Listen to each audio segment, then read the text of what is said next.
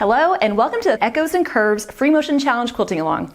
I'm Angela Walters from Quilting is My Therapy. In this challenge, we're going to take the serpentine lines outside the blocks and put them in the backgrounds of our quilts. We're going to create an all-over serpentine line design that will add a beautiful texture to bigger backgrounds or even as an all-over design for your quilt. I'm going to show you how to quilt it, give you some ideas on how to switch it up, then we'll learn how to use it to highlight certain areas of our quilts.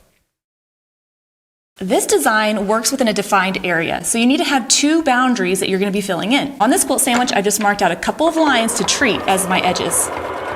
So starting from one of my boundaries, I'm going to quilt a wavy line to the other side. Once I get to the other edge, I'm going to travel along the seam until I'm a couple inches away. Then I'm going to quilt another wavy line towards the other side. The spacing between these wavy lines doesn't really matter. You're not really going to see them once the whole area is filled in. I quilt mine about 2 inches apart just because that's an easy width for me to fill in. Now I have two boundaries that I'm going to fill in with my serpentine line. So starting from that edge, I'm going to quilt my first serpentine line up to the other side. If there happens to be a gap after I quilt my first line, I'm going to add another little echo line to fill it in and then continue quilting my serpentine lines. In past videos of this challenge, we've already worked on filling in irregular areas with our serpentine lines. The main difference here is that now our irregular area consists of wavy lines, not necessarily straight edges. But everything that we talked about is still the same. I still want one side higher than the other, I'm still trying to keep my spacing consistent, and I'm still trying to fill in the area as much as possible. So I'm going to keep quilting those serpentine lines until I get all the way to the other side. As you approach the edge of the area, you're going to notice that you'll be left with another little gap over here. I'm just going to keep echoing the line and filling in that space. Then I'm going to make my way out to the edge so I can do it again. I'm going to travel along that edge about 2 inches or so and repeat quilting another wavy line to the opposite side. Alright, so now I have my second section and I'm going to quilt more serpentine lines in this one. I like to quilt my next section with the serpentine lines going in the opposite direction. This first section, the left side is higher and the right side is lower. So on this one, I'm going to quilt the left side lower and the right side higher. And then I'm going to start filling in the area with those serpentine lines.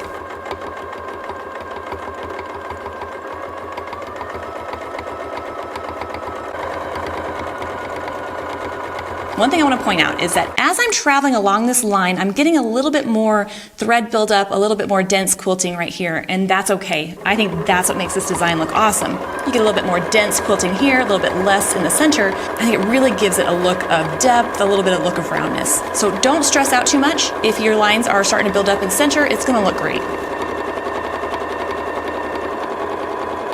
As the wavy lines curve away from you, you'll have to travel a little bit longer to get to that seam.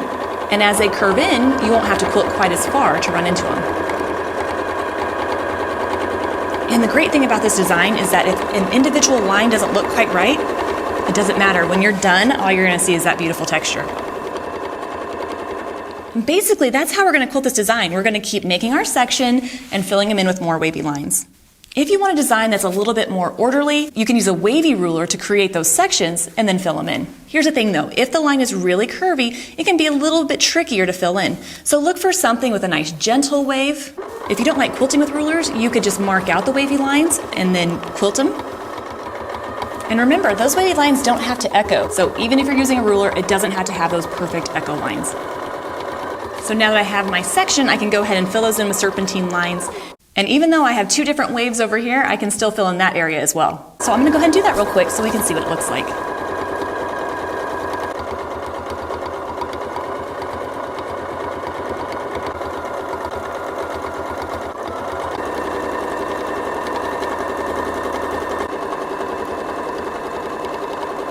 If you want to give the design a slightly different look, you could echo your wavy lines before you fill them in. What that's going to do is create a little bit of space in between the sections. One of the benefits is that it results in less thread buildup on those wavy lines. So if you're struggling with hitting that line perfectly, this might be a great option. Try to keep the spacing of your echo line about the same as your serpentine lines. That way you still have a nice all-over textured look. You could even experiment with adding more echo lines in between your sections. This is especially helpful if you're not loving the serpentine lines and don't want to quilt quite as many. Once you get to the edge of your defined area, you're not going to have room for any more wavy lines.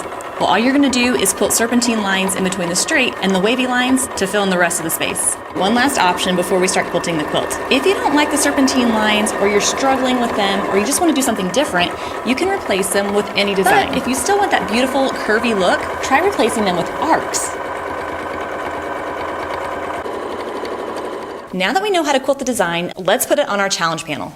We're going to be using this design to fill in the lighter area of our quilt. But what I'm going to do is use it to highlight certain portions that I want to show off. I'll echo inside of them, and then I'll fill in the rest of the area with those wavy lines. To really help this block stand out, I need to make sure it's quilted differently than the background filler. Now I'm using echo lines because that's what we're learning in this challenge, but it could really be any design as long as it's different looking than the serpentine lines. I'm quilting these blocks first because now they're going to act as part of my boundary that I'll be filling in with that all over serpentine line. Once I'm ready to start filling it in, I'm going to take a second and think about where I'm going to place my design. I want it to kind of follow the curve of the pattern. So my serpentine lines, for the most part, are going to go on the diagonal. So since I want the design to fall in this area, I'm going to be filling in these two boundaries with the design.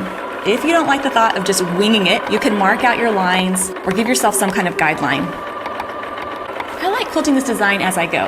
I like to quilt my two wavy lines and then fill it in, kind of working through the area chunk by chunk. However, you could definitely do it different. If you wanted to, you can quilt all your wavy lines first, kind of get the sandwich stabilized, and then come back and fill them in with serpentine lines.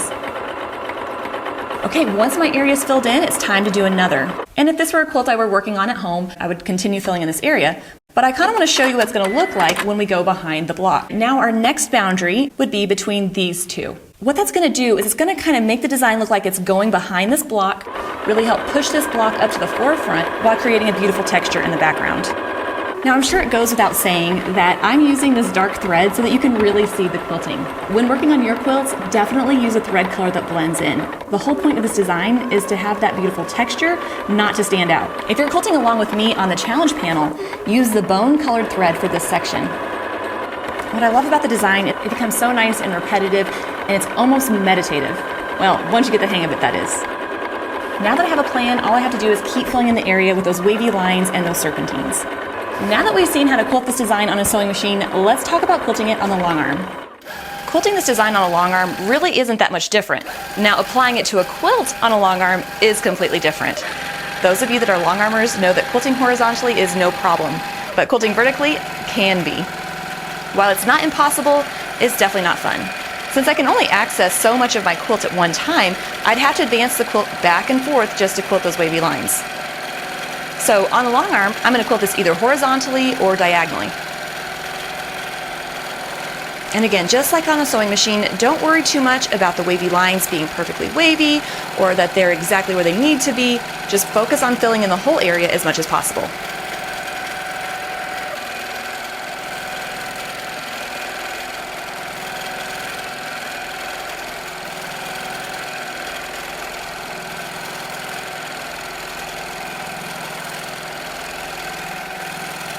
Now, working your way around those blocks that you're highlighting can get a little tricky sometimes. For instance, when quilting out this line for my next section, you're going to notice I don't have another one over here.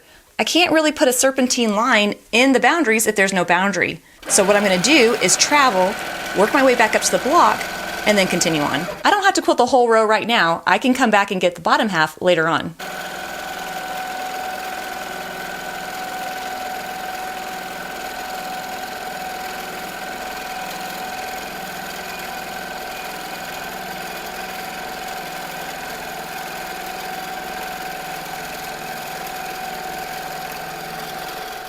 Okay, now it's your turn. If you're quilting along with me on the custom panel designed for this challenge, go ahead and fill in the areas highlighted in red with the all over serpentine design. Don't forget, I have the quilting diagrams that you can download. It has tips and up close pictures of the quilting. Well, thanks so much for quilting along with me. Next week, we're gonna see how to quilt the same all over design, but with some more straight lines. If you like the video or the challenge, please give it a thumbs up. That helps other quilters find it as well. Happy quilting!